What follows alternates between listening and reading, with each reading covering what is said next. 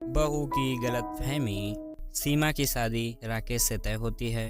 शादी से पहले दोनों घंटों फोन पर बातें करते हैं। पता नहीं तुम्हारी और मेरी माँ की पटेगी कि नहीं। अरे ये पहले ही सोच लोगी कि नहीं पटेगी तो मैं कुछ नहीं कर पाऊंगा। तुम कितने अच्छी हो जी। पता नहीं तुम्हारी माँ कैसी होगी। मेरी माँ बिल्कुल मेरे जैसी ही है। शादी के बाद सीमा राकेश के घर आ जाती है। अरे सासू माँ आप किचन में। सॉरी मैं देर से उठी। देख सीमा, या तो सास बोल ले या माँ बोल, क्या पसंद है तुझे बोलना। मैं ही बोलूंगी। सास बोलती तो मैंने किसी को नहीं सुना। अच्छा चलिए बता दे कि कितनी रोटी सेकू तेरे लिए। तू नहीं है ना तो हम लोगों को पता नहीं है।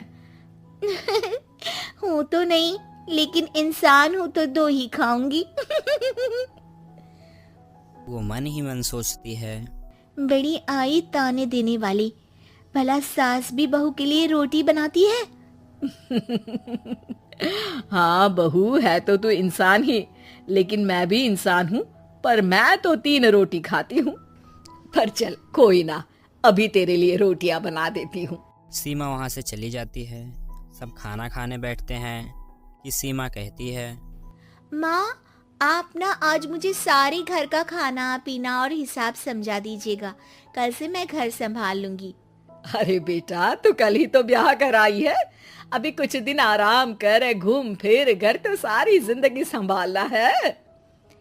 हाँ हाँ, पूरा घर खुद अकेली हड़पना चाहती है तभी तो। अब नहीं नहीं माँ, अब ना जिम्मेदारी बड़ी है तो जितनी जल्दी अपना घर संभाल लूं उतना ही अच्छा है ना। आखिर है तो सब मेरा ही ना। अगले दिन सास एक पेपर सीमा को देती है। सीमा बहू ये ले, सारा घर मैंने आज तेरे और राकेश के नाम कर दिया है। अब मैं तो चिंता से मुक्त हो गई। अरे माँ, इसकी क्या जरूरत थी? तू घर की बड़ी है, ये प्रॉपर्टी नाम करने को किसने कहा तुम्हें? सीमा डर जाती है कि कहीं सास उसका नाम ना ले ले। अरे बेटा, बुजुर्ग शरीर का क्या भरोसा। वैसे भी जो है सारा कुछ तुम लोगों का ही तो है। नाटक सारा नाटक।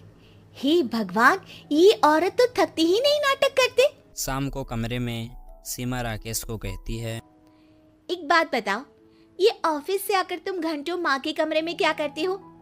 अरे तुम भी आ जाया करो ना, सुन लो क्या बातें करते हैं।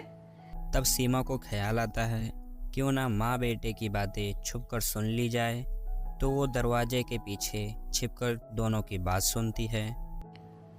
अरे माँ ये तो बता, मेरा बेटा होगा तो क्या नाम रखेगी?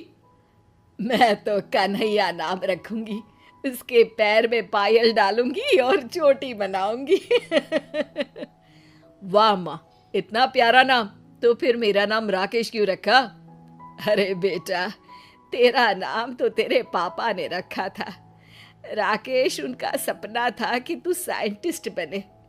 फिर दोनों माँ बेटा अपनी पुरानी जिंदगी, रिश्तेदारों की बातें करने लगते हैं। बाहर खड़ी सीमा सोचती है, लग रहा है कि बुढ़िया ने देख लिया है कि मैं खड़ी हूँ। कल फिर से सुनती हूँ कि ये लोग कैसे मेरी बुराई करते हैं।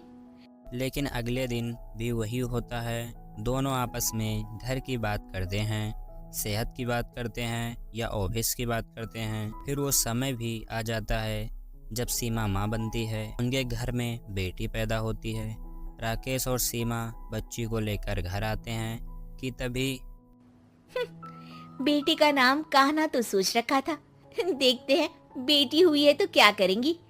खुशी थोड़ी ना होगी बुढ़िया को। तभी सीमा की सास दरवाजा खोलती है। सास ने पूरा घर गुब्बारों से सजा रखा होता है। वो हाथ में पूजा की थाली लेकर नई बच्ची का स्वागत करती है। शुक्रिया बहू, हमारे घर को चिराग देने के लिए। अब तो मुझे राकेश तेरी भी जरूरत नहीं है। ये बोलकर बच्ची को गले लगाकर रोने लगती है।